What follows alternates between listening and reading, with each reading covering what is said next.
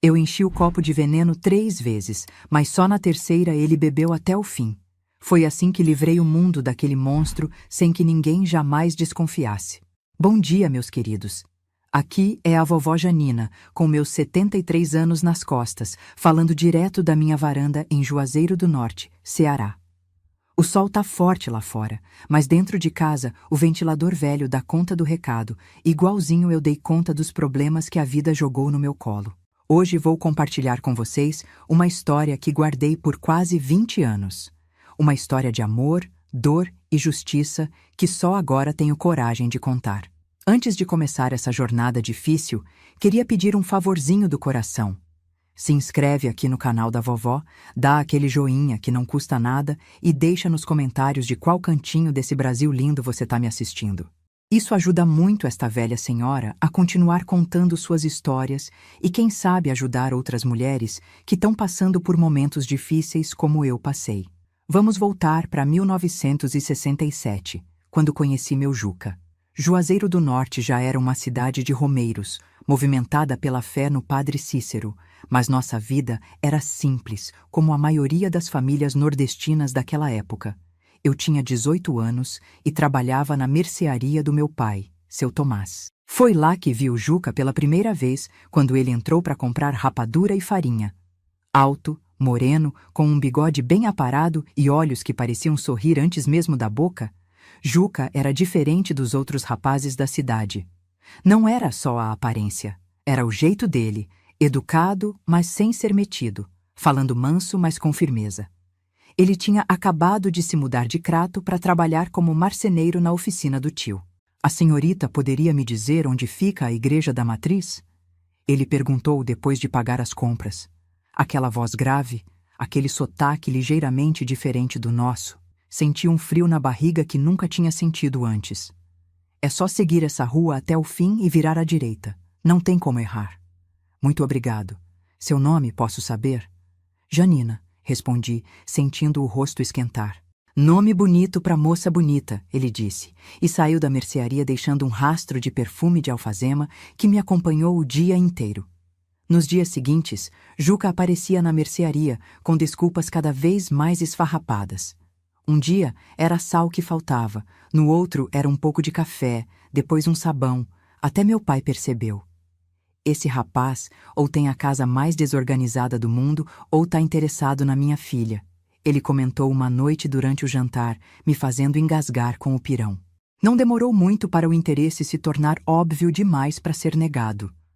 Numa tarde de domingo, após a missa, Juca pediu permissão ao meu pai para me levar para tomar um sorvete na praça.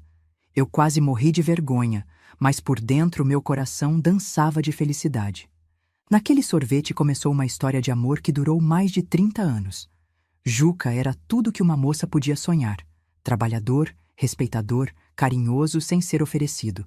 Nosso namoro foi recatado como mandavam os costumes da época, sempre com algum parente por perto, mas nem isso diminuía a eletricidade que corria entre nós quando estávamos juntos. Vou trabalhar duro, juntar dinheiro e dar uma vida boa para você, Janininha, ele me prometia. E diferente de tantos homens que só prometem, meu Juca cumpria cada palavra. Em 1969, 2 anos depois de nos conhecermos, casamos numa cerimônia simples na igreja da matriz. Eu com um vestido branco costurado por minha mãe, ele com um terno emprestado do tio, mas ricos de amor e sonhos. Nossa lua de mel foi em Fortaleza, 3 dias numa pensão simples mas limpa, vendo o mar que eu nunca tinha visto antes. Foi a primeira vez que saí de Juazeiro, a primeira vez que vi o oceano, a primeira vez que me entreguei a um homem. Tudo com meu Juca tinha gosto de primeira vez, de coisa nova, de descoberta. Voltamos para Juazeiro e fomos morar num quartinho nos fundos da casa do tio dele enquanto juntávamos dinheiro para nossa própria casa. Juca trabalhava na marcenaria de segunda a sábado, eu ajudava fazendo doces para vender. Cada centavo era guardado com carinho, cada sacrifício valia a pena porque estávamos construindo nosso futuro juntos. Em 1970, descobri que estava grávida. A felicidade de Juca não cabia no peito. Ele saía contando para todo mundo que ia ser pai. Já planejava os brinquedos que ia fazer para o filho na marcenaria. Eu rezava todas as noites, agradecendo a Deus pela família que estávamos formando. Mas Deus tinha outros planos. No 5º mês de gravidez, comecei a sentir dores fortes, e antes que pudéssemos fazer qualquer coisa, perdi o bebê. Foi um menino. Íamos chamá-lo de José, como o pai de Juca. Enterramos nosso filho num caixãozinho branco. E enterramos junto um pedaço dos nossos corações. Muitos casamentos não resistem a uma perda assim, mas o meu Juca... meu Juca me surpreendeu mais uma vez. Em vez de se afastar, se aproximou. Em vez de me culpar, me consolou. Em vez de buscar consolo na cachaça como tantos homens fazem, buscou na fé e no trabalho. Deus sabe o que faz, Janininha, ele dizia quando me encontrava chorando. Nosso José está lá em cima olhando por nós e um dia teremos outros filhos. E tivemos. Em 1972, nasceu nossa Aparecida, forte e saudável como o pai. 2 anos depois, veio Joaquim. Em 1977, completamos nossa família com a chegada da Luzia, nossa caçulinha. 3 filhos, 3 bênçãos que encheram nossa casa de barulho, confusão e amor. Nessa época, já tínhamos nossa própria casa, simples, mas nossa. Juca prosperou na marcenaria, chegando a sócio do tio. Eu cuidava das crianças e vendia meus doces, que ficaram famosos na cidade. Tínhamos uma vida boa, não de riqueza material, mas rica em amor, em respeito, em felicidade cotidiana. Meus amores que estão me assistindo, vocês não imaginam como é importante ter um companheiro que te valoriza, que te respeita, que divide as alegrias e as tristezas. Meu Juca nunca foi desses homens que acham que serviço de casa é coisa de mulher. Chegava da marcenaria e já ia ajudar com as crianças, trocar fralda, dar banho, contar histórias. No domingo, fazia questão de me dar folga. Preparava o almoço, nem sempre bom, mas feito com tanto amor que ninguém reclamava. Levava as crianças para brincar na praça, deixava eu descansar ou visitar minhas amigas. Uma vez por mês, mesmo quando o dinheiro estava curto, ele fazia questão de ter uma noite de namorados comigo. Mandava as crianças dormirem na casa da minha mãe, comprava uma garrafa de vinho barato, preparava a casa com velas e flores do nosso quintal. Dançávamos na sala ao som do velho rádio, namorávamos como se ainda fôssemos aqueles jovens que se conheceram na mercearia. Foi assim que mantivemos a chama acesa por tantos anos. Vocês que estão me assistindo, de onde vocês forem, deixem nos comentários se conheceram um amor assim, tão parceiro, tão companheiro, ou se ainda estão procurando. Eu acredito que existem outros homens como meu Juca por aí. Só estão mais escondidos que ouro em garimpo. Os anos foram passando, nossos filhos crescendo. Aparecida se formou professora, casou com um rapaz bom da cidade vizinha. Joaquim seguiu os passos do pai na marcenaria, revelando o mesmo talento para transformar madeira em arte. Luzia, sempre a mais estudiosa, conseguiu uma bolsa e foi fazer faculdade em Fortaleza, a primeira da família a ter diploma universitário. Em 1997, quando já estávamos com quase 30 anos de casados, Juca realizou outro sonho nosso. Comprou um terreno maior nos arredores de Juazeiro e construiu uma casa com as próprias mãos. Uma casa espaçosa, com varanda em volta, um quintal grande onde plantamos de tudo um pouco. Manga, acerola, goiaba, pimenta, coentro, cebolinha. Um pedacinho do paraíso que conquistamos com muito suor. Foi nessa casa que vivemos os melhores anos das nossas vidas. Com os filhos crescidos, tínhamos mais tempo um para o outro. Nas tardes de domingo, sentávamos na varanda, tomando café fresco, comendo bolo de milho e vendo o sol se pôr atrás das serras. Juca sempre pegava no violão, tocava aquelas modas antigas que me faziam chorar de emoção. Simples assim era a nossa felicidade. Os netos começaram a chegar, enchendo novamente a casa de risadas e correrias nos fins de semana.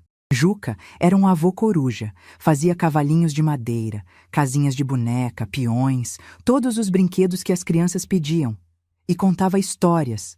Ah, como meu Juca sabia contar histórias! Inventava cada causo que até eu, que conhecia todas as suas mentiras, ficava ali parada escutando, encantada como as crianças. Quando Juca completou 60 anos, em 2007, fizemos uma festa grande no quintal. Veio a família toda, vieram amigos, vizinhos, até gente que só conhecia de vista, mas que tinha alguma história boa para contar sobre meu marido. Porque o Juca era assim, deixava marca boa por onde passava. Nunca vi homem tão querido na comunidade, tão respeitado sem precisar impor respeito, tão amado sem exigir amor. Naquela festa, olhando meu marido rodeado de gente que o amava, pensei comigo: sou a mulher mais sortuda do mundo. 40 anos com esse homem e ainda me apaixono todo dia de novo. Não imaginava que nossa felicidade estava com os dias contados. Não sabia que aquela seria a última festa de aniversário do meu Juca. Não tinha ideia de que o destino estava preparando o golpe mais cruel da minha vida. E que depois dele viria outro ainda pior. Foi numa manhã de abril de 2008 que percebi algo diferente no meu Juca. Estávamos tomando café na varanda como sempre fazíamos. Ele lendo o jornal que o filho trazia da cidade. Eu terminando de passar um café fresquinho. De repente, a xícara caiu da mão dele, espatifando no chão de cimento queimado. Que susto, Juca! O que foi isso? Ele ficou olhando para a própria mão como se não a reconhecesse. Depois deu aquele sorriso que sempre me derretia e disse que não foi nada, que a xícara escorregou. Mas eu conhecia meu marido melhor que a palma da minha mão. Tinha algo errado. Naquela semana, notei que ele começou a derrubar mais coisas. A colher do almoço, as ferramentas na marcenaria, até o sabonete durante o banho. Você precisa ir no médico, Juca. Insisti depois de vê-lo derrubar a terceira ferramenta no mesmo dia. É só cansaço, mulher. Tenho dormido mal. Só isso. Mas não era só isso, e no fundo ele também sabia. Depois de 2 semanas de insistência, consegui que ele fosse comigo ao posto de saúde. A médica, doutora Carmen, uma jovem recém-formada que tinha vindo pelo programa do governo, examinou meu Juca com atenção. Seu José Augusto, ela disse com uma seriedade que me gelou a espinha. Vou encaminhar o senhor para fazer uns exames em Fortaleza. O mais rápido possível. No caminho de volta para casa, Juca tentou brincar para me animar. Disse que ia ser só uma viagem para conhecer a capital de novo, que não ia dar nada. Mas seu olhar não mentia. Ele estava com medo, e isso me apavorava mais que qualquer coisa. Em 40 anos juntos, poucas vezes vi medo nos olhos do meu marido. Conseguimos uma ambulância da prefeitura para nos levar à Fortaleza na semana seguinte. Foi uma viagem longa e silenciosa. Juca segurava minha mão com força, como se estivesse se agarrando a um salva-vidas. Eu rezava em silêncio, prometendo tudo a Deus, a Nossa Senhora, ao Padre Cícero. Qualquer coisa para que não fosse nada grave. Mas era. Depois de uma bateria de exames, o neurologista nos deu o diagnóstico que mudaria nossas vidas para sempre. Esclerose lateral amiotrófica, ou ELA, como eles chamam. Uma doença que ia, aos poucos, paralisar todos os músculos do corpo do meu Juca, até que ele não conseguisse mais se mover, falar, engolir e, por fim, respirar. Quanto tempo ele tem, doutor? Perguntei, segurando as lágrimas. É difícil precisar, dona Janina. A doença progride de forma diferente em cada pessoa. Pode ser 1 ano, podem ser 3, raramente mais que isso. 1 ano. Talvez 3. Depois de 40 anos juntos, era só o que nos restava. Voltamos para Juazeiro em silêncio, cada um perdido nos próprios pensamentos, nas próprias orações, no próprio desespero silencioso. Naquela noite, deitados na nossa cama, Juca chorou pela primeira vez desde que o conheci. Não um choro escandaloso, mas lágrimas silenciosas que desciam pelo rosto cansado enquanto ele olhava para o teto. Não é justo, Janininha, ele sussurrou. Tínhamos tantos planos ainda. Enxuguei suas lágrimas com a ponta do lençol, engolindo as minhas próprias. Alguém tinha que ser forte naquele momento, e meu Juca já tinha sido forte por nós dois a vida toda. Era minha vez. Vamos aproveitar cada dia que nos resta, meu velho. Cada minuto. Vou cuidar de você como você sempre cuidou de mim. Vou ser suas pernas, seus braços, tudo o que você precisar. Os meses seguintes foram uma montanha-russa de emoções. Tivemos que contar aos filhos, o que partiu nossos corações de novo. Ver Aparecida, Joaquim e Luzia chorando pelo pai ainda com vida era como uma facada no peito. Mas depois do choque inicial, eles se uniram ao redor do pai como uma muralha de amor. Joaquim assumiu a marcenaria completamente para que o pai pudesse descansar. Aparecida vinha todos os dias depois da escola para ajudar nos cuidados. Luzia largou o emprego em Fortaleza e voltou para casa para ficar conosco. Meu pai é mais importante que qualquer carreira, ela disse quando tentei argumentar. Os vizinhos, os amigos, toda a comunidade se mobilizou. Um fez rampa na entrada da casa para quando a cadeira de rodas fosse necessária. Outro adaptou o banheiro. Alguém trazia uma comida diferente todo dia. Outro vinha só para conversar e distrair o Juca. Juazeiro mostrou por que sempre foi conhecida como terra de fé e solidariedade. A doença avançou como o médico tinha previsto. Primeiro, Juca perdeu a força nas mãos. Ele, que era tão habilidoso com a madeira, já não conseguia segurar um garfo direito. Depois, foram as pernas que começaram a falhar nas caminhadas que tanto gostávamos de fazer pela manhã. Em 6 meses, ele já precisava de apoio para andar pela casa. Mas o pior para meu Juca não era a perda da mobilidade, era a perda da independência. Ele, que sempre foi o esteio da família, o provedor, o protetor, agora precisava de ajuda para as coisas mais básicas. Via isso como humilhação, embora eu insistisse que cuidar dele era um privilégio, não um fardo. Você merece coisa melhor, Janininha, ele dizia nas noites em que a tristeza falava mais alto. Merece um homem inteiro, não essa metade que estou me tornando. Não diga isso, Juca, eu respondia deitando ao lado dele na cama. Você é o único homem que quis na vida, do jeito que for, na saúde e na doença, lembra? Foi o que prometi diante de Deus. Mesmo com a doença avançando, tentamos manter uma vida o mais normal possível. Nos dias bons, levava Juca para a varanda e ficávamos lá, vendo o movimento da rua, acenando para os vizinhos que passavam. Ele ainda tocava um pouco de violão, embora com dificuldade cada vez maior. Ainda contava histórias para os netos, ainda me fazia rir com suas piadas bobas, ainda me olhava com aqueles olhos que pareciam sorrir antes da boca. Uma coisa que Juca fez questão, mesmo doente, foi preparar a família para sua partida. Não no sentido financeiro, nunca tivemos muito, mas no sentido emocional. Chamou cada filho em particular para longas conversas. Gravou vídeos para os netos assistirem quando fossem mais velhos. Para mim, escreveu cartas, com a ajuda de Luzia quando suas mãos já não obedeciam mais. Cartas que eu deveria abrir em momentos específicos após sua partida. Assim você nunca vai estar sozinha, ele me explicou.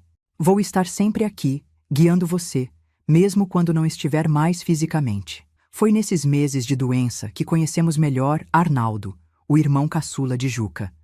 Ele morava em São Paulo há mais de 20 anos, tendo saído de Juazeiro logo depois que nos casamos. Mantinha contato esporádico, um telefonema no Natal, uma visita a cada 5 anos, mas quando soube da doença do irmão, veio correndo. Arnaldo era o oposto de Juca em quase tudo. Onde meu marido era calmo, ele era explosivo. Onde Juca era generoso, ele era mesquinho. Onde meu velho era trabalhador, o irmão parecia sempre procurar o caminho mais fácil. Mas era família, e Juca ficou genuinamente feliz com a visita. Meu irmãozinho veio me ver, Janininha. Não é maravilhoso? No início, Arnaldo até ajudou.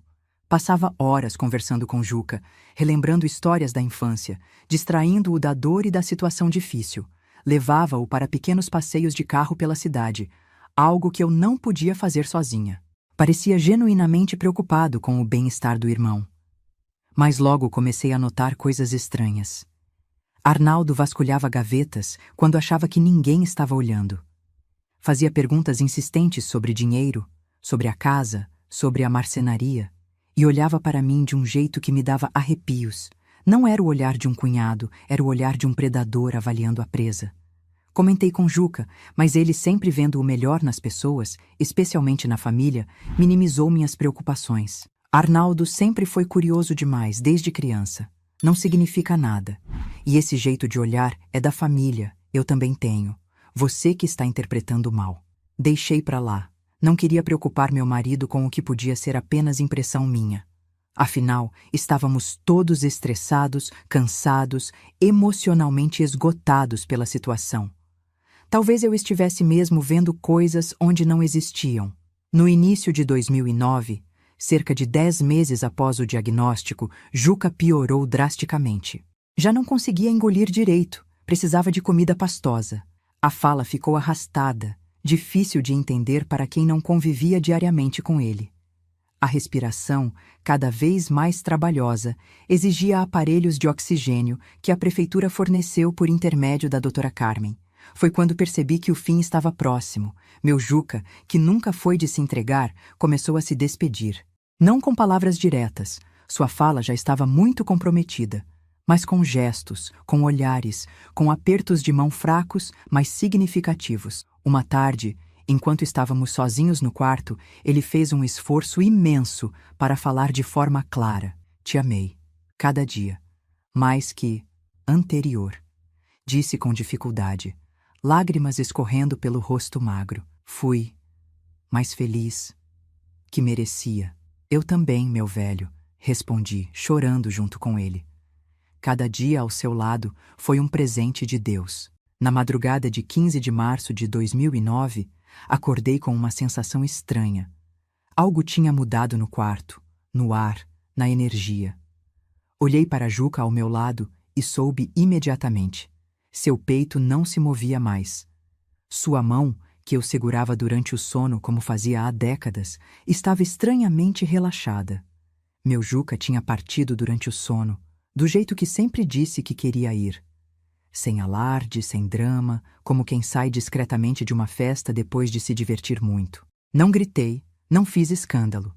Apenas me deitei ao lado dele, abraçando seu corpo ainda morno, e chorei silenciosamente, agradecendo pelos 40 anos que tivemos juntos, pelos filhos, pelos netos, por cada memória preciosa que construímos. Só quando o sol começou a nascer, foi que levantei para chamar os filhos e dar a notícia que todos sabíamos que chegaria, mas para a qual ninguém nunca está realmente preparado. O velório foi como Juca teria gostado, simples, sem exageros, mas cheio de gente que o amava de verdade.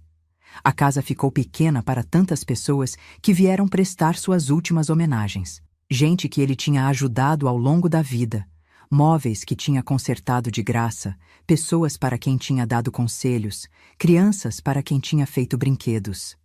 Cada um com uma história boa para contar sobre meu marido. Arnaldo chamou a atenção no velório por seu comportamento. Enquanto todos estavam contidos em seu luto, ele chorava escandalosamente, jogava-se sobre o caixão, fazia cenas que pareciam mais teatrais que genuínas.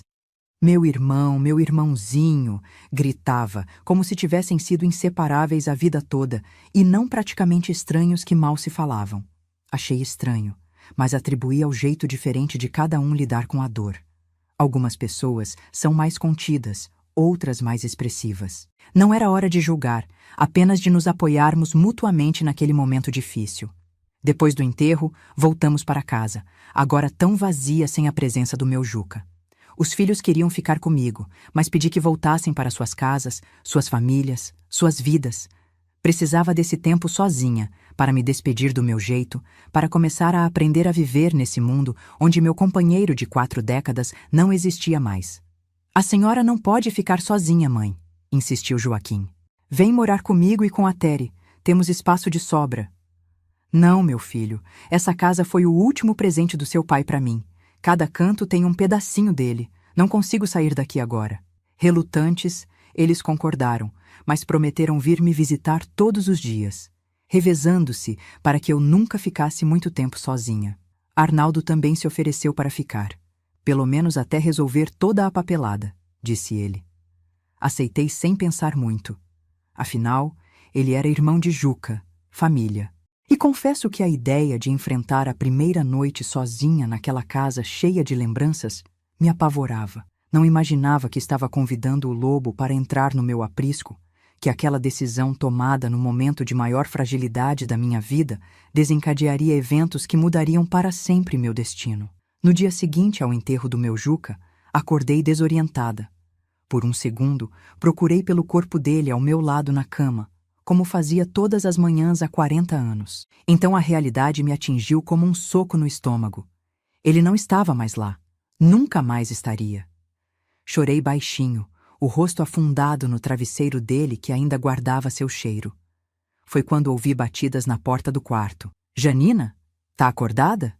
Fiz café? Era a voz de Arnaldo. Enxuguei as lágrimas rapidamente e respondi que já ia. Não queria que me visse chorando. Algo na forma como ele olhava para minha vulnerabilidade me incomodava profundamente. Os primeiros dias após a morte de Juca passaram numa espécie de névoa. Eu me movia pela casa como um fantasma, fazendo mecanicamente as tarefas diárias. Meus filhos vinham todos os dias, como prometido. Traziam comida, notícias, tentavam me animar. Mas assim que saíam, eu voltava para aquele estado de torpor. Arnaldo parecia estar genuinamente tentando ajudar. Cuidava do quintal que tinha sido o orgulho de Juca. Consertava pequenas coisas pela casa. Recebia as visitas de pêsames que ainda chegavam. À noite, sentava-se comigo na varanda e falava sobre o irmão, relembrando histórias da infância deles que eu nunca tinha ouvido. Juca sempre foi o certinho, o responsável, contava ele. Desde criança, queria fazer tudo direito, agradar nossos pais. Eu era o oposto, rebelde, cabeça dura, sempre procurando o caminho mais fácil. Nessas conversas, parecia haver uma espécie de arrependimento em Arnaldo, como se lamentasse não ter sido mais próximo do irmão, não ter aproveitado melhor os anos que tiveram. A vida passa rápido demais, Janina. Um dia você está discutindo com seu irmão por uma bobagem, no outro ele está morto, e você percebe que desperdiçou um tempo precioso. Aquelas palavras tocavam meu coração de viúva recente. Eu também pensava em todas as pequenas discussões que tive com Juca ao longo dos anos, momentos de impaciência ou irritação que agora pareciam tão insignificantes. Cerca de uma semana após o enterro, Arnaldo começou a falar sobre assuntos práticos. A casa, os bens de Juca, como eu planejava me sustentar dali em diante. Juca deixou algum seguro? Alguma poupança? Não, respondi com sinceridade. Nunca tivemos muito. O que ele ganhava na marcenaria mal dava para o sustento da família. Nos últimos anos, com a doença, gastamos o pouco que tínhamos conseguido guardar. E a casa? Está no seu nome? Está no nome dos dois. Agora deve passar para mim, imagino. Arnaldo ficou pensativo, como se calculando algo. Você sabe que, pela lei, metade dos bens do meu irmão deveria passar para os filhos, certo? E como ele não deixou testamento, tecnicamente, eu também teria direito a uma parte. Aquilo me alarmou. Nunca tinha pensado em termos legais. Juca e eu sempre compartilhamos tudo, sem formalidades. A ideia de que alguém pudesse reivindicar uma parte da nossa casa, o último presente que meu marido tinha me dado, era perturbadora. Isso não está certo, Arnaldo. Juca construiu essa casa para mim, para nossa família. Ele nunca ia querer que fosse dividida. Claro, claro. Ele recuou, sorrindo de um jeito que não chegava aos olhos. Estou só explicando como funciona legalmente. Não se preocupe com isso agora. Mas a semente da preocupação já tinha sido plantada. Naquela noite, não consegui dormir direito, pensando no que Arnaldo tinha dito. Pela manhã, quando Aparecida veio me visitar, comentei sobre a conversa.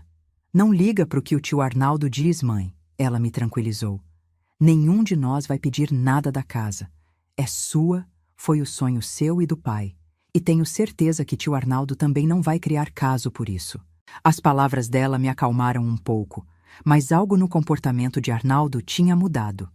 Ele começou a beber mais, taças de vinho no almoço, cachaça à noite.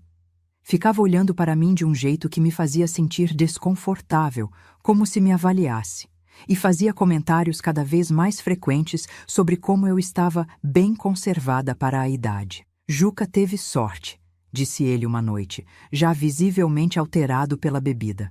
40 anos com uma mulher como você. Se fosse comigo, não deixaria você sair dessa cama. Fiquei gelada com o comentário, sem saber como responder. Fingi não entender a insinuação e mudei de assunto rapidamente. Mas a sensação de desconforto permaneceu, como um peso no estômago. Nas noites seguintes, comecei a trancar a porta do meu quarto.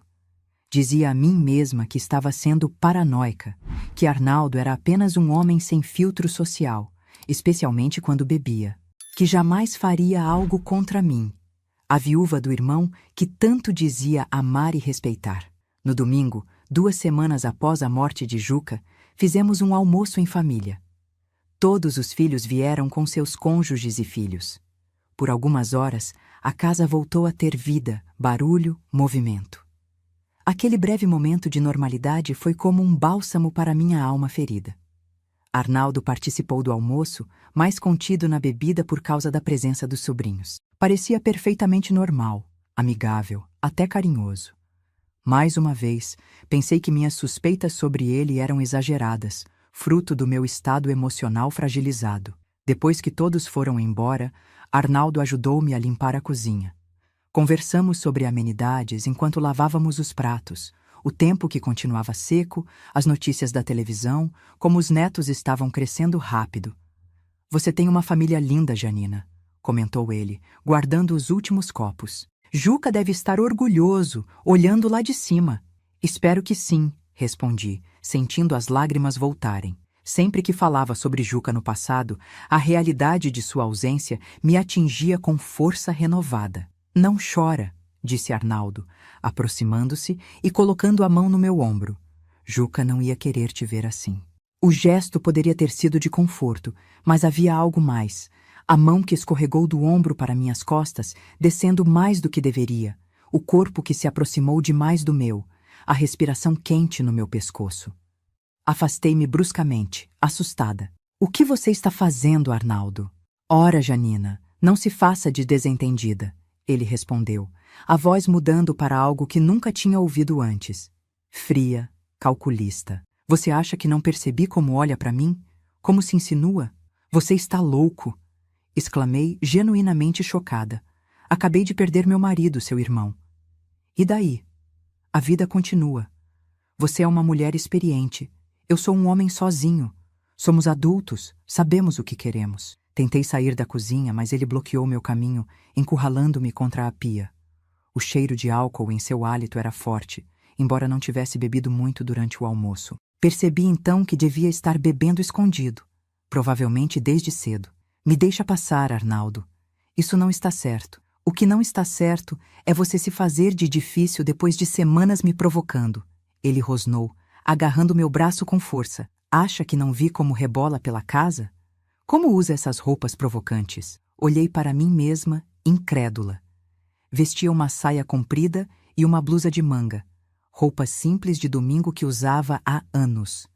Nada remotamente provocante. Percebi então que não estava lidando com um homem racional.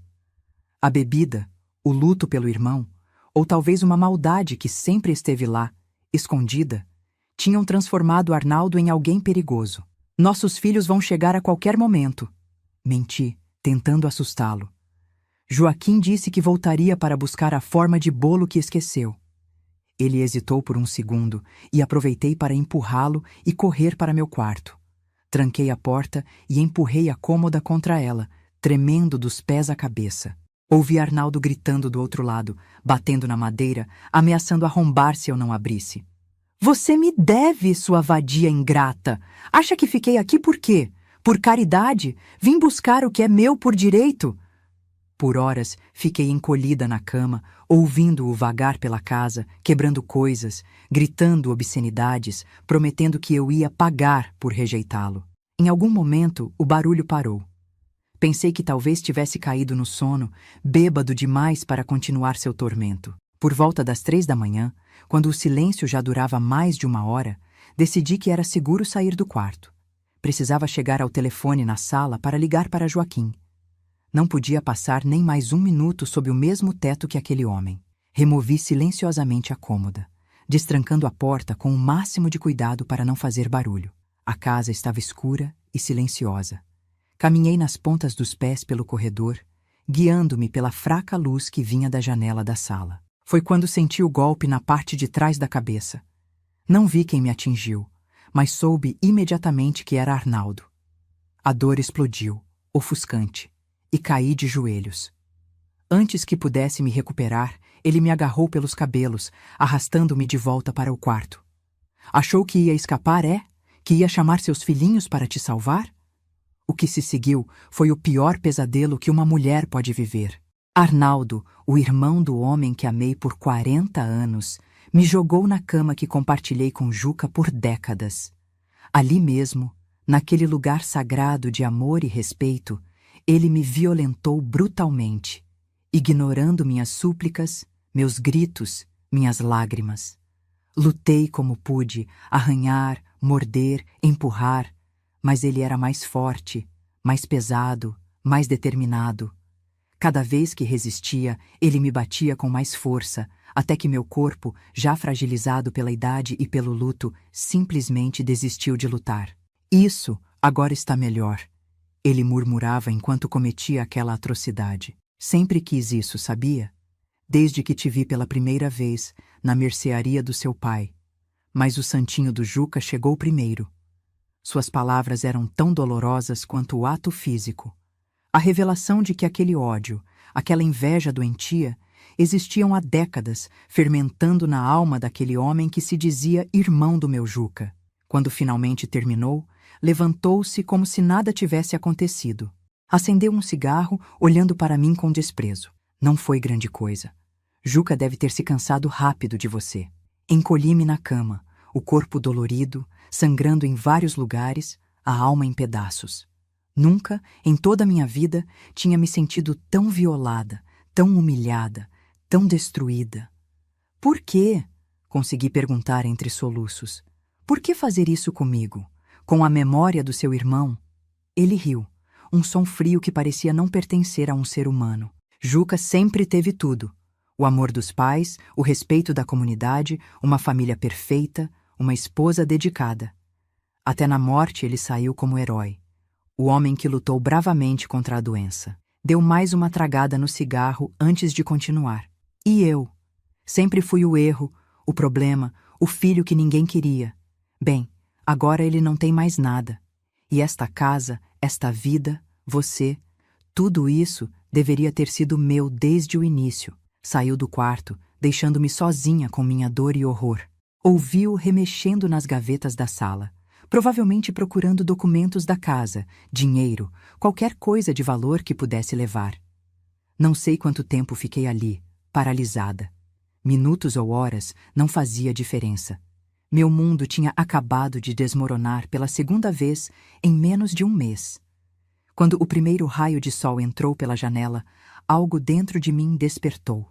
Um instinto primitivo de sobrevivência, talvez. Ou a voz do meu Juca, sussurrando de algum lugar além desta vida que eu precisava lutar, que não podia deixar aquele monstro vencer. Com esforço sobre-humano, arrastei-me para fora da cama. Cada movimento era uma agonia, tanto física quanto emocional. Peguei a primeira roupa que encontrei e vesti, sem me importar se estava suja ou rasgada. Abri a janela do quarto lentamente. Não podia arriscar sair pela porta e encontrar Arnaldo novamente. A janela dava para o quintal dos fundos. Era uma queda considerável para uma mulher da minha idade, mas naquele momento não hesitei. Pulei, caindo pesadamente no chão de terra. A dor nos joelhos foi lancinante, mas mordi os lábios para não gritar. Arrastando-me entre as plantas que meu Juca tinha cultivado com tanto carinho, consegui chegar até a cerca dos fundos. Havia um pequeno portão que raramente usávamos, mas que agora representava minha única chance de fuga. Para minha surpresa e alívio, estava destrancado. Talvez Arnaldo, em sua arrogância, nem tivesse considerado que eu tentaria fugir naquele estado. Ou talvez fosse um último presente do meu Juca, cuidando de mim mesmo depois de partir. Saí para a rua deserta, o sol ainda baixo no horizonte. Não havia ninguém por perto, nenhum vizinho acordado àquela hora. Para onde ir? Meus filhos moravam do outro lado da cidade. Não conseguiria chegar lá naquele estado. Foi quando me lembrei de Cida, minha irmã mais nova. Ela morava a apenas 2 quadras dali, numa casa pequena que dividia com a filha solteira. Sempre fomos próximas, ainda mais depois que ficou viúva, alguns anos antes de mim. Caminhando como podia, apoiando-me nos muros e árvores ao longo do caminho, cheguei à casa dela. Cada passo era um tormento. Não apenas pelo corpo machucado, mas pela vergonha, pela humilhação que carregava comigo. Como explicaria o que tinha acontecido? Como colocaria em palavras aquele horror? Bati na porta dela com as poucas forças que me restavam. Quando Cida abriu, o sol já iluminava completamente meu estado deplorável. O rosto inchado, os lábios cortados, as manchas de sangue na roupa, os hematomas começando a aparecer nos braços e pernas. Seus olhos se arregalaram em choque e horror. Meu Deus do céu, Janina! O que aconteceu com você? Abri a boca para responder, mas nenhum som saiu. Em vez disso, meu corpo finalmente cedeu e caí desmaiada nos braços da minha irmã, as trevas da inconsciência sendo um alívio bem-vindo depois do inferno que tinha vivido. Quando acordei, estava deitada na cama de Cida. Ela tinha limpado meus ferimentos, trocado minhas roupas e me olhava com uma mistura de preocupação e fúria contida. "Quem fez isso com você, Janina?" perguntou assim que viu meus olhos abertos. "Foi um assalto? Alguém invadiu a casa?" Tentei falar, mas minha garganta estava seca, a voz presa pela dor e pelo trauma. Cida me ofereceu água, segurando o copo para que eu pudesse beber. Aquele simples gesto de cuidado, tão diferente da brutalidade que tinha experimentado horas antes, fez as lágrimas voltarem com força total. "Foi Arnaldo", consegui dizer finalmente, a voz quase irreconhecível até para mim mesma. "O irmão do Juca? Aquele que estava hospedado com você?" Assenti, incapaz de elaborar mais. Mas não precisava. Cida entendeu imediatamente o que tinha acontecido. Vi em seus olhos o momento exato em que a compreensão a atingiu, seguida por uma onda de raiva tão intensa que transformou sua expressão sempre suave. "Aquele desgraçado", sussurrou, os punhos cerrados. "Vou chamar a polícia agora mesmo." "Não!" exclamei, com mais força do que acreditava ter. "A polícia não." "Como assim, Janina? Ele precisa pagar pelo que fez." Como explicar meu medo? Minha vergonha? O receio de expor publicamente aquela violação, de ter que contar e recontar a história para delegados, médicos, vizinhos curiosos. De ver meus filhos descobrirem o que o tio tinha feito com a mãe deles. De me tornar a viúva que foi estuprada pelo cunhado aos olhos de toda Juazeiro.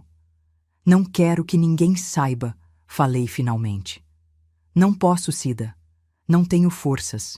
Minha irmã me olhou por um longo momento, a raiva em seus olhos gradualmente dando lugar a uma determinação fria, calculista, que nunca tinha visto nela antes. "Tudo bem, Janina. Não vamos à polícia, por enquanto. Mas isso não significa que vamos deixar aquele monstro impune. Ele vai pagar pelo que fez. Eu prometo."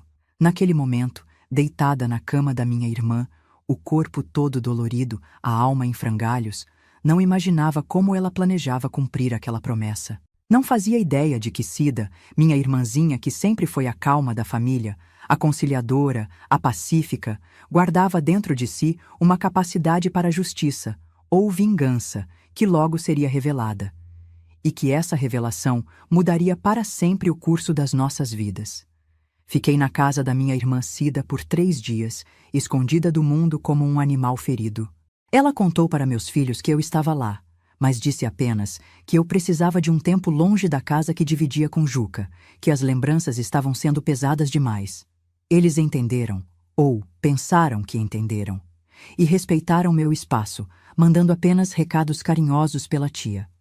Naquele refúgio temporário, enquanto meu corpo lentamente se recuperava dos ferimentos físicos, minha mente oscilava entre estados de torpor absoluto e episódios de pânico incontrolável. Às vezes, ficava horas olhando para a parede, sem realmente ver nada. Em outros momentos, qualquer barulho mais alto, uma porta batendo, uma panela caindo, me fazia pular da cama, tremendo como vara verde, pronta para me defender de um ataque que existia apenas na minha cabeça machucada. Cida cuidou de mim como uma mãe cuida de uma criança doente. Preparava caldos nutritivos que eu mal conseguia engolir. Trocava os curativos dos meus ferimentos com mãos delicadas. Penteava meus cabelos embranquecidos que tinham virado uma massa emaranhada na noite do ataque. E, mais importante, não me pressionava a falar, a explicar, a decidir o que fazer a seguir. Na manhã do quarto dia, enquanto tomávamos café na pequena cozinha dela, Cida finalmente quebrou o silêncio sobre o assunto que pairava entre nós como uma nuvem escura. Recebi notícias, Janina. Arnaldo ainda está na sua casa. Senti o estômago revirar, derrubando a xícara que segurava. O café quente espalhou-se pela mesa, mas nenhuma de nós se moveu para limpar. Como você sabe, tenho meus meios, respondeu Cida com uma firmeza que não combinava com sua natureza normalmente suave. Ele está lá, agindo como se a casa fosse dele. Disse aos vizinhos que você foi visitar parentes em Fortaleza, que pediu a ele que tomasse conta de tudo enquanto estivesse fora. Aquela informação me atingiu como um soco no estômago. Não bastava ter me violentado da pior forma possível. Agora, Arnaldo estava se apropriando da minha casa, da minha vida, apagando minha existência como se eu fosse um inconveniente que precisava ser removido. Precisamos fazer alguma coisa, Janina, continuou Cida, colocando sua mão sobre a minha. Ele não pode simplesmente tomar o que é seu, o que era do Juca. A menção ao nome do meu marido despertou algo em mim, um lampejo de raiva, de indignação que perfurou a névoa de dor e vergonha que me envolvia. Juca tinha construído aquela casa com as próprias mãos, para mim, para nossa família. Era nosso santuário, nosso pedaço de paraíso. E agora, seu próprio irmão, o homem que deveria honrar sua memória, estava profanando tudo isso. O que podemos fazer? Perguntei, a voz ainda fraca, mas com um tom diferente do que vinha usando nos últimos dias. Já disse que não quero ir à polícia. Cida me olhou por um longo momento, como se avaliasse se eu estava pronta para ouvir o que ela tinha a dizer. Então, com uma decisão aparentemente tomada, levantou-se e foi até seu quarto. Voltou com uma caixa de madeira entalhada que reconheci imediatamente. Tinha sido um presente de Juca para ela, anos atrás. Abriu a caixa sobre a mesa, revelando seu conteúdo. Um caderno velho, alguns documentos amarelados e uma pequena chave de metal que não reconheci. Lembra da vovó Eulália? Perguntou Cida, pegando o caderno. Claro que lembrava. Nossa avó materna, Eulália, tinha sido uma figura marcante na nossa infância. Uma mulher forte, independente, que criou sozinha 5 filhos depois que o marido morreu na construção da estrada de ferro. Nos anos 1930, uma viúva com 5 crianças pequenas tinha poucas opções de sobrevivência, especialmente no interior do Nordeste. Mas vovó Eulália não apenas sobreviveu, prosperou. Lembro, claro, o que tem ela? Vovó Eulália não era apenas a benzedeira e parteira que todo mundo conhecia, explicou Cida, abrindo o caderno com cuidado. Ela tinha outros conhecimentos. Conhecimentos que as mulheres da nossa família passam de geração em geração, mas apenas para aquelas que realmente precisam. Olhei para minha irmã sem entender. O que conhecimentos antigos da nossa avó tinham a ver com minha situação atual? Janina, você se lembra da história do Coronel Alcides? O nome despertou uma lembrança antiga, quase esquecida. Coronel Alcides tinha sido o fazendeiro mais poderoso da região quando éramos crianças. Um homem cruel, conhecido por abusar das filhas dos trabalhadores de sua fazenda, por expulsar famílias inteiras de suas terras sem aviso, por mandar espancar qualquer um que ousasse desafiá-lo. Lembro vagamente. Ele morreu quando éramos pequenas, não foi? Morreu, confirmou Cida, folheando o caderno até encontrar a página que procurava. De uma doença misteriosa, definhando lentamente, perdendo peso, tendo alucinações terríveis. Os médicos nunca descobriram o que ele tinha. E o que isso tem a ver conosco? Cida empurrou o caderno para mim, apontando para uma página escrita à mão, numa caligrafia elegante que reconheci como sendo da nossa avó.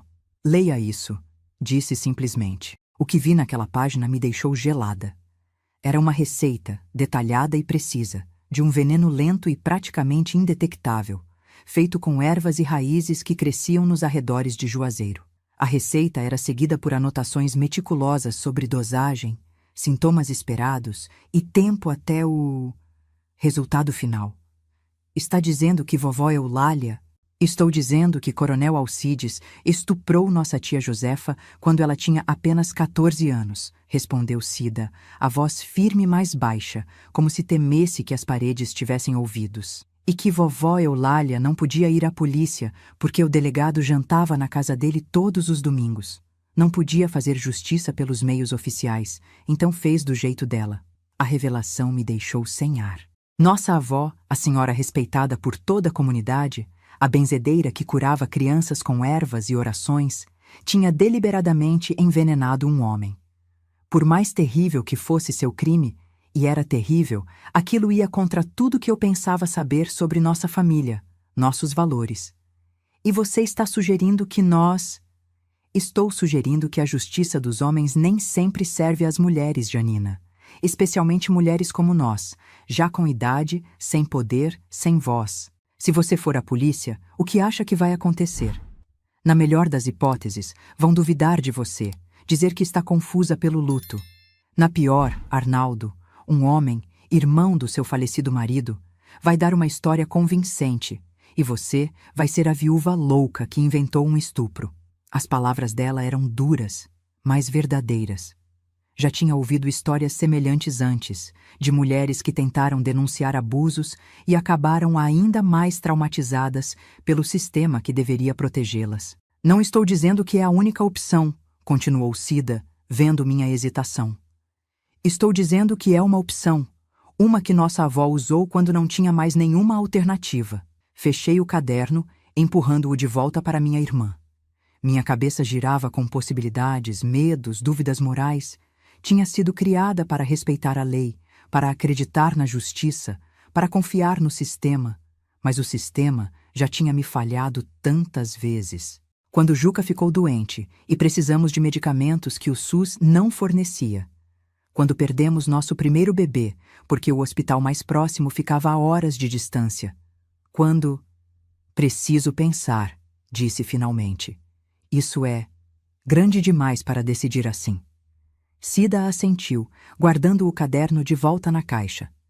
Pense, mas não demore muito. Cada dia que passa, Arnaldo se estabelece mais na sua casa, conta sua história para mais pessoas, torna mais difícil retomar o que é seu por direito. Naquela noite, não consegui dormir. Fiquei olhando para o teto, pensando no que Cida tinha revelado, nas opções que tinha diante de mim. Podia ir à polícia, enfrentar o processo doloroso de uma denúncia de estupro, com todos os exames invasivos, os depoimentos humilhantes, a exposição pública. Podia tentar recuperar minha casa pelos meios legais, mas isso significaria um processo longo, caro, incerto. Ou podia seguir o caminho da minha avó Eulália, um caminho sombrio, perigoso, definitivo. De madrugada, levantei-me da cama e fui até a cozinha buscar um copo d'água. Para minha surpresa, encontrei Cida sentada à mesa, bebendo chá, como se estivesse me esperando. Não consegue dormir também? Perguntei sentando-me à sua frente. Não desde que soube o que aconteceu com você, respondeu ela, empurrando uma xícara vazia na minha direção e enchendo-a com o chá da chaleira. Fico pensando no que vovó Eulália faria no seu lugar. Acho que já sabemos o que ela faria, respondi, tomando um gole do chá. Era de camomila, suave e reconfortante. Sim, concordou Cida, mas a decisão não é dela, é sua. Ficamos em silêncio por alguns minutos, cada uma perdida em seus próprios pensamentos. Lá fora, um galo cantou prematuramente, anunciando um amanhecer que ainda demoraria algumas horas. Se decidirmos seguir o caminho da vovó, comecei hesitante. Como faríamos? Arnaldo certamente não vai aceitar nada que venha de mim agora. Um pequeno sorriso se formou nos lábios da minha irmã. Não era um sorriso alegre. Era o sorriso de alguém que acaba de ver um plano se formando. Ele não precisa saber que vem de você, respondeu, tomando o último gole do seu chá. Tenho uma ideia. Nas horas seguintes, enquanto a cidade ainda dormia, elaboramos um plano. Não era perfeito, tinha falhas, riscos, momentos em que dependeria mais da sorte que da preparação.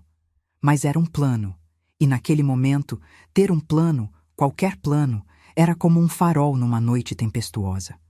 Vamos precisar da ajuda de Dona Zefinha, disse Cida, referindo-se à filha mais velha da nossa avó, nossa tia que tinha continuado o legado de Eulália como benzedeira e conhecedora das ervas do sertão.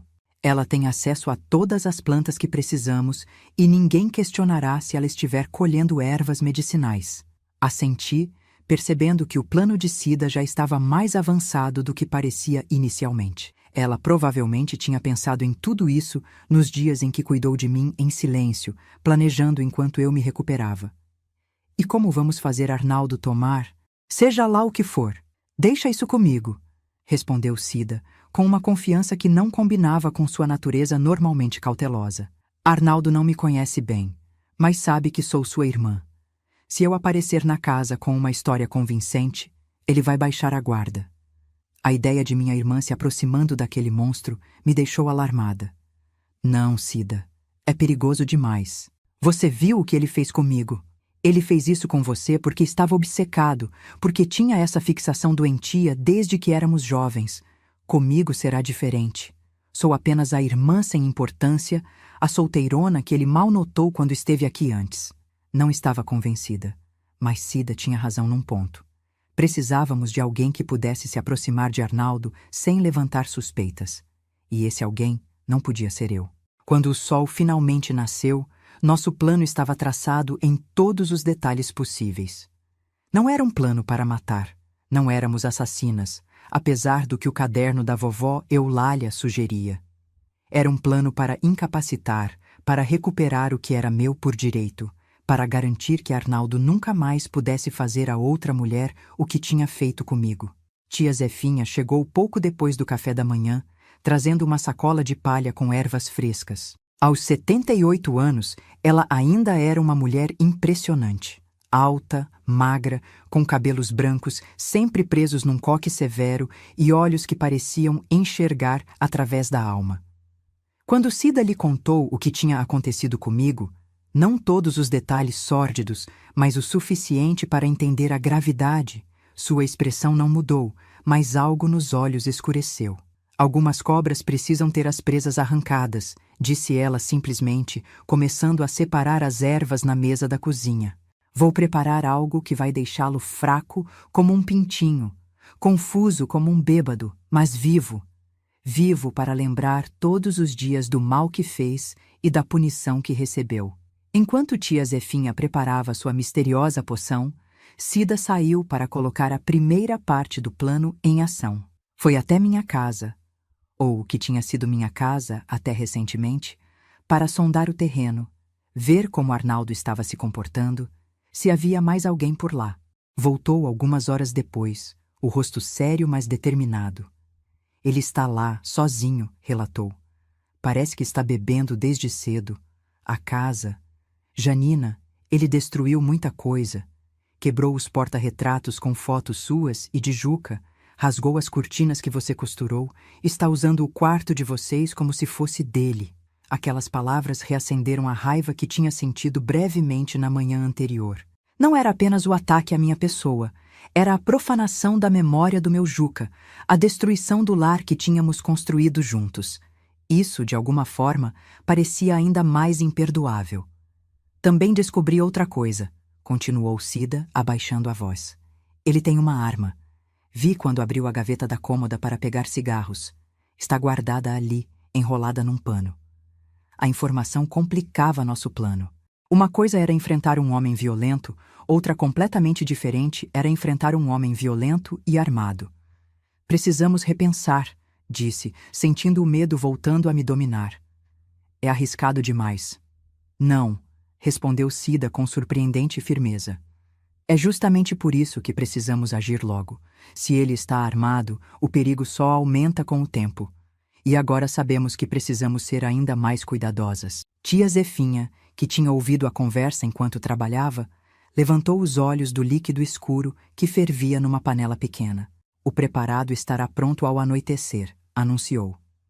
3 gotas são suficientes para deixar um homem sem força nas pernas. 5 para deixá-lo delirando por horas. 7 deixou a frase no ar, mas o significado estava claro. 7 gotas seriam fatais. Não era esse o nosso objetivo.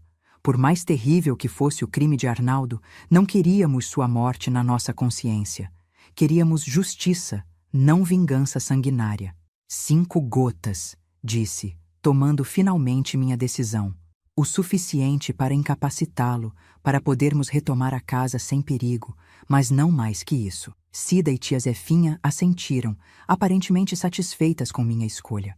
O plano estava traçado.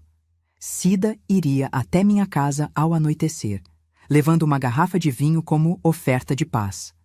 Diria a Arnaldo que eu tinha lhe contado sobre nossa briga, minimizando brutalmente o que realmente aconteceu, e que ela estava ali para mediar, para tentar encontrar uma solução que funcionasse para todos. O vinho, claro, estaria preparado com as 5 gotas da poção de tia Zefinha. Bastaria que Arnaldo tomasse alguns goles para começar a sentir os efeitos. Quando estivesse completamente incapacitado, Cida me chamaria, e juntas recuperaríamos a casa, a arma e qualquer documento que ele pudesse ter encontrado. E depois? Perguntei, percebendo que nosso plano só chegava até esse ponto. O que fazemos com ele depois? Deixamos na rodoviária, com uma passagem só de ida para São Paulo, respondeu Cida prontamente. Se ele acordar durante o trajeto, estará longe demais para voltar facilmente. E na condição em que estará, parecerá apenas mais um bêbado dormindo no ônibus. O plano não era perfeito, mas era o melhor que podíamos fazer nas circunstâncias. E mais importante, não envolvia matar ninguém, apenas recuperar o que era meu por direito e garantir que Arnaldo nunca mais pudesse me fazer mal. Quando o sol começou a se pôr, Cida se preparou para sair. Vestia um vestido simples, mas bonito. Tinha penteado os cabelos com cuidado, até passado um pouco de batom. Tudo para parecer o mais inofensiva possível, apenas uma mulher de meia idade tentando ajudar a resolver um conflito familiar. Tome cuidado, pedi, abraçando-a com força. Se sentir qualquer coisa errada, saia de lá imediatamente. Não vale a pena arriscar sua vida por uma casa. Não é só uma casa, Janina, respondeu ela, retribuindo o abraço. É justiça. Para você, para a memória do Juca, para todas as mulheres que homens como Arnaldo acham que podem usar e descartar sem consequências. Enquanto via minha irmã partir com a garrafa de vinho cuidadosamente preparada, senti um arrepio percorrer minha espinha. Estava prestes a fazer algo que nunca imaginei ser capaz. Usar conhecimentos ancestrais para incapacitar um homem, para recuperar a força, o que me foi tirado pela força. O caminho da minha avó Eulália, um caminho que nunca pensei que trilharia. Mas como Cida tinha dito, a justiça dos homens nem sempre serve às mulheres. E naquela noite de abril de 2009, na pequena Juazeiro do Norte, 2 senhoras de cabelos grisalhos estavam prestes a provar que a justiça, quando negada pelos canais oficiais, encontra outros caminhos para se manifestar. As horas que se seguiram à partida de Cida foram as mais longas da minha vida. Cada minuto parecia se arrastar como se fosse uma hora inteira. Sentada na sala da minha irmã, olhando fixamente para o pequeno relógio de parede, eu rezava em silêncio. Não apenas pelas nossas almas que estavam prestes a cometer algo que ia contra todos os princípios com os quais fomos criadas, mas principalmente pela segurança de Cida, que naquele momento estava na toca do lobo. Tia Zefinha ficou comigo, silenciosa como uma sentinela, suas mãos enrugadas trabalhando sem parar num crochê que parecia mais uma forma de manter a ansiedade sob controle do que realmente produzir algo. De vez em quando, ela murmurava orações antigas, mesclando santos católicos com entidades que nunca tinham sido mencionadas na igreja que frequentávamos desde crianças. Vai dar certo, ela repetia ocasionalmente, como se pudesse ver o futuro nas linhas entrelaçadas do seu crochê. A justiça sempre encontra seu caminho. Por volta das 9 da noite, quando minha ansiedade já estava no limite, ouvimos as 3 batidas rápidas na porta, o sinal combinado. Levantei-me de um salto, ignorando as dores que ainda persistiam no meu corpo maltratado, e corri para abrir. Cida estava lá, ofegante, o rosto tenso, mas determinado. Funcionou, disse ela simplesmente. Ele está completamente fora de si. Bebeu quase meia garrafa antes de começar a delirar. Ele te machucou? Perguntei, examinando-a de cima a baixo em busca de qualquer sinal de violência. Não teve chance, respondeu ela com um pequeno sorriso satisfeito. As ervas da tia Zefinha são mais rápidas do que imaginávamos. 3 goles e ele já começou a suar frio. Depois de 10 minutos, não conseguia mais se levantar da cadeira. Tia Zefinha, que tinha se aproximado silenciosamente, assentiu com aprovação. O corpo dele deve estar fraco pela bebida. A mistura com álcool potencializa o efeito. Precisamos ir agora, continuou Cida, já puxando um casaco para mim. Não sabemos quanto tempo ele vai ficar assim.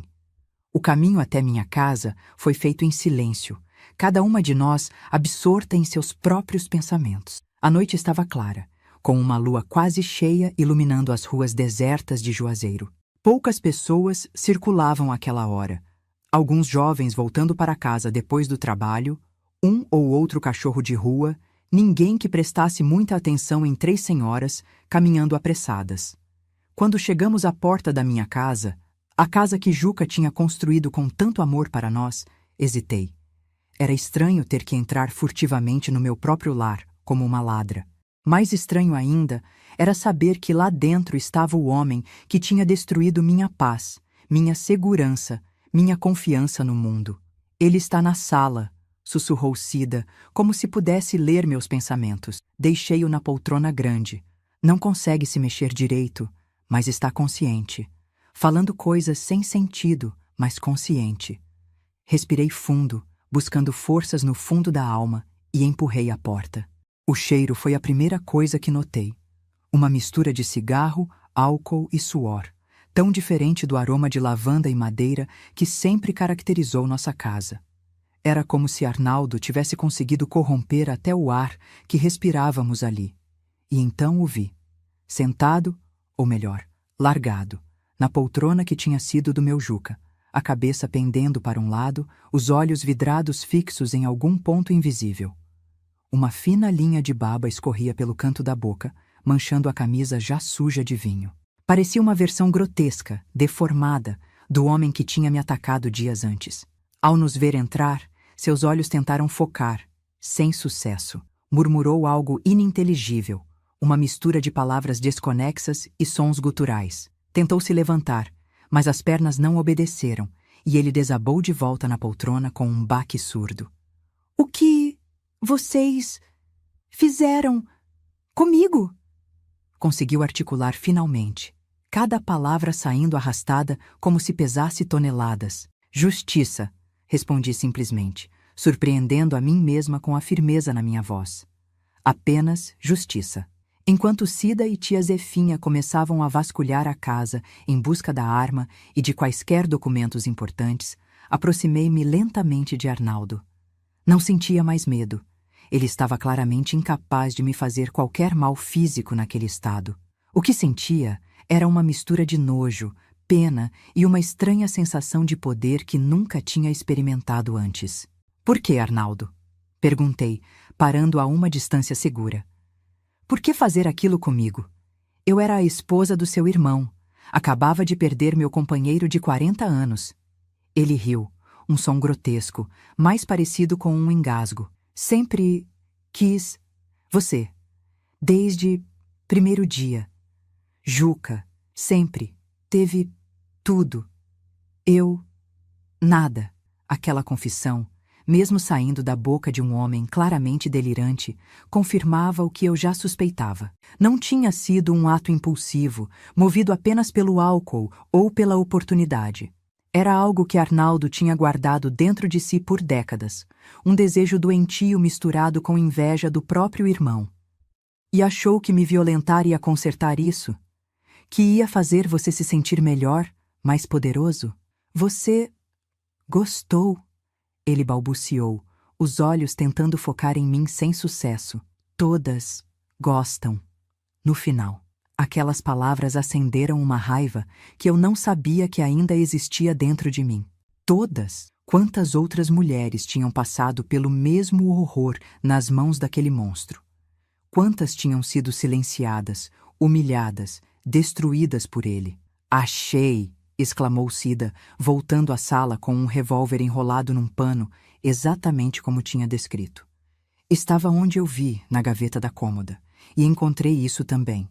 Ela me entregou uma pasta cheia de papéis, escrituras, documentos do banco, até mesmo o testamento que Juca tinha feito quando soube da doença, deixando tudo para mim e para os filhos. Aparentemente, Arnaldo estava planejando algum tipo de golpe legal. Talvez forjar documentos ou de alguma forma tentar se apropriar da casa e dos poucos bens que Juca tinha deixado.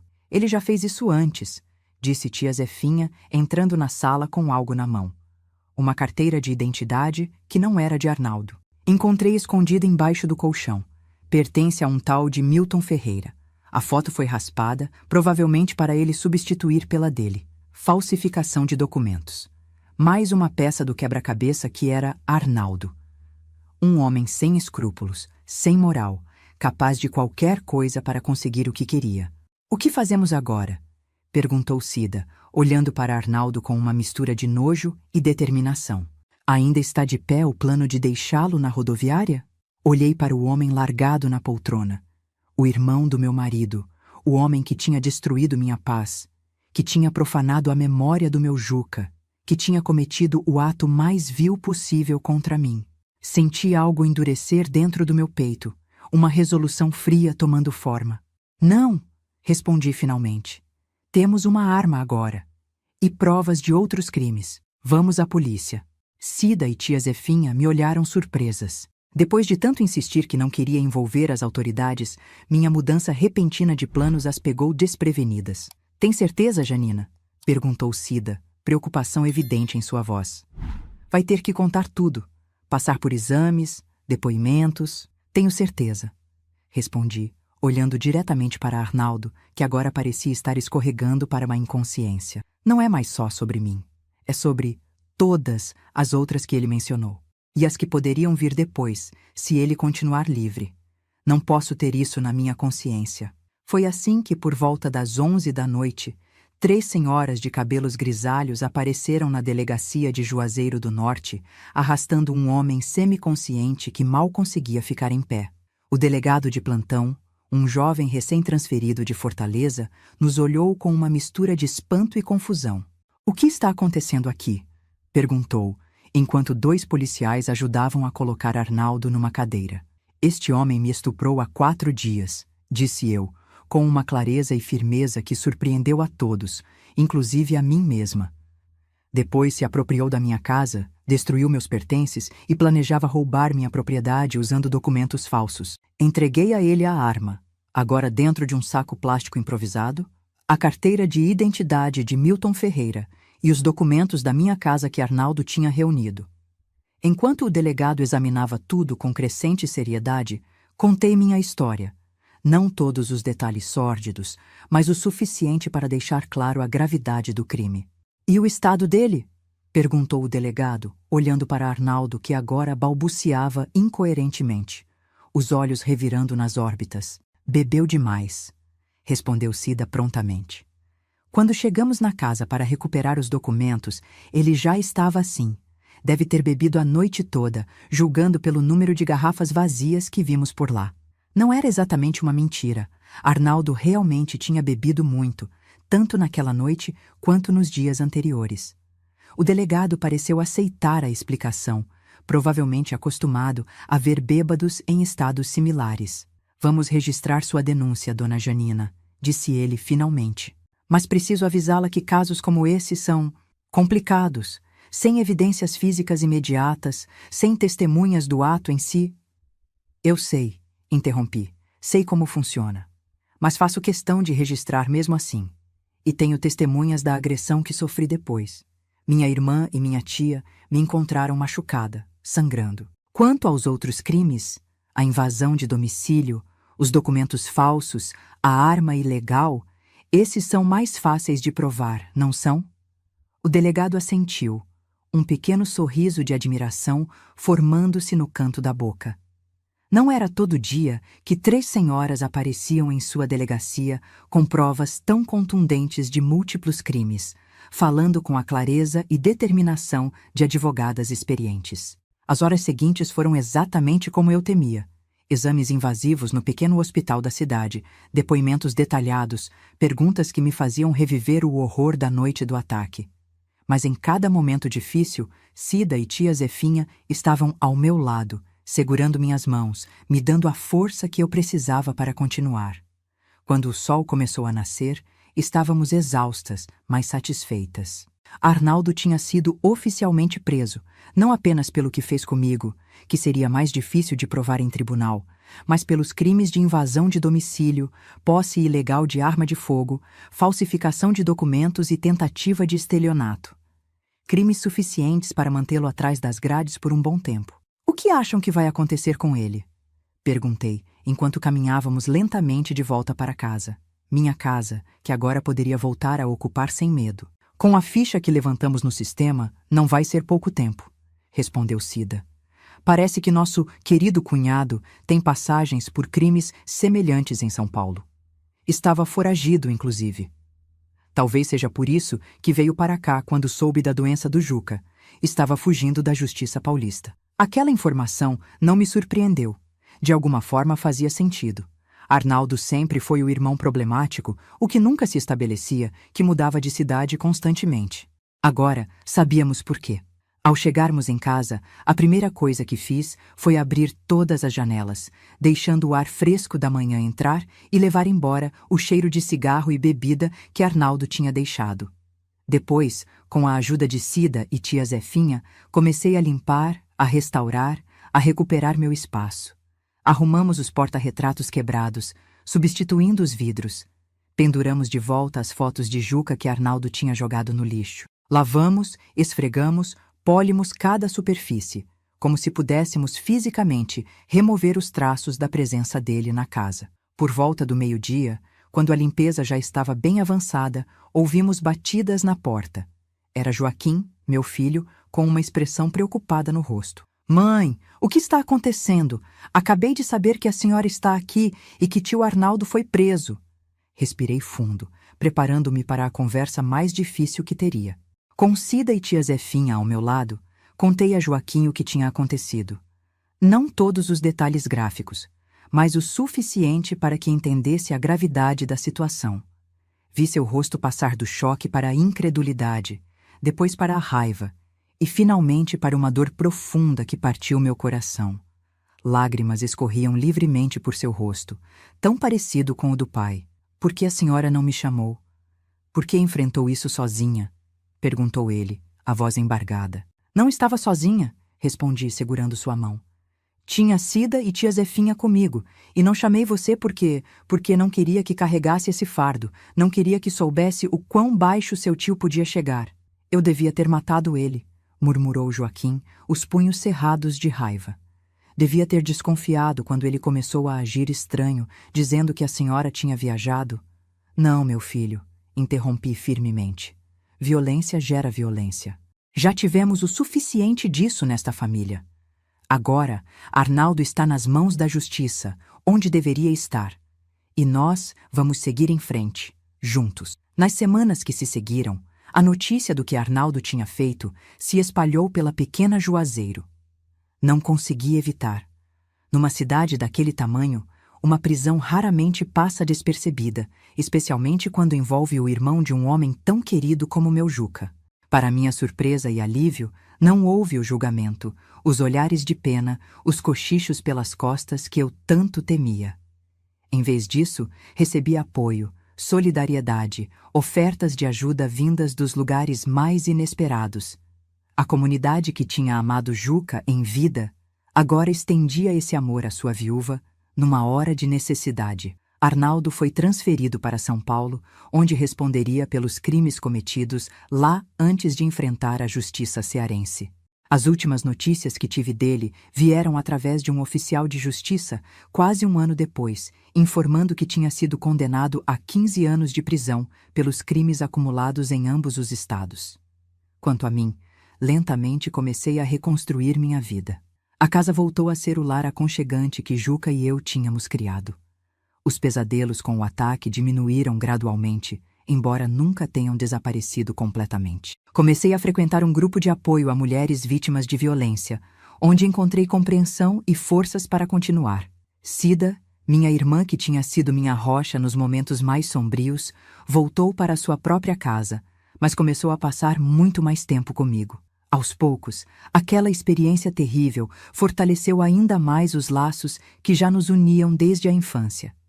Tia Zefinha continuou seu trabalho como benzedeira e conhecedora das ervas do sertão. O caderno da vovó Eulália voltou para a caixa entalhada, guardado em segurança para o dia em que outra mulher da família precisasse daquele conhecimento ancestral. Esperávamos que esse dia nunca chegasse, mas o mundo nem sempre é gentil com mulheres, especialmente as mais vulneráveis. Hoje, 14 anos depois daqueles eventos, olho para trás e vejo como aquela experiência terrível me transformou. A dor nunca desaparece completamente. Está lá, uma cicatriz na alma que ocasionalmente ainda dói quando o tempo muda. Mas junto com ela veio uma força que não sabia que possuía, uma resiliência que me surpreende até hoje. Nunca mais me casei, nunca mais tive outro companheiro. Juca foi e sempre será o único homem da minha vida. Mas não estou sozinha. Tenho meus filhos, meus netos que agora já são adolescentes, minha irmã Cida, que continua sendo minha melhor amiga, e uma comunidade que me acolheu nos momentos mais difíceis. O que aprendi, e o que gostaria que vocês, meus queridos que estão me assistindo, levassem desta história, é que nunca é tarde demais para lutar.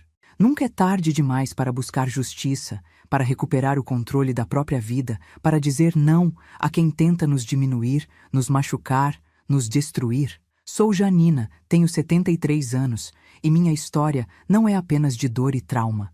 É de superação, de coragem, de sororidade entre mulheres que se uniram para enfrentar o mal quando todos os outros caminhos pareciam fechados.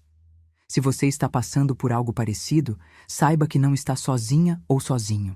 Há ajuda disponível, há pessoas que vão acreditar em você, há um caminho para fora da escuridão, mesmo quando parece impossível enxergá-lo. Antes de terminar este vídeo, quero pedir de coração. Se minha história tocou você de alguma forma, dá aquele joinha e se inscreve aqui no canal da vovó. Isso ajuda muito a levar esta mensagem para mais pessoas que talvez estejam precisando ouvir que é possível sobreviver, é possível recomeçar, é possível encontrar justiça. E não se esqueça de entrar no nosso grupo de WhatsApp.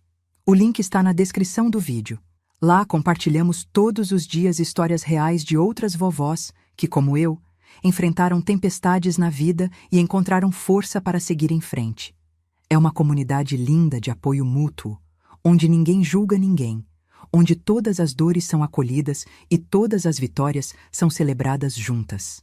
Um abraço apertado desta vovó que, apesar de tudo, ainda acredita no amor, na bondade e na capacidade que temos de nos reerguer, não importa quantas vezes a vida tente nos derrubar. Até o próximo vídeo. Amém. Vídeo. Amém. Vídeo. Amém. Vídeo. Amém. Vídeo. Amém. Vídeo. Amém. Vídeo. Amém. Vídeo. Amém. Vídeo. Amém.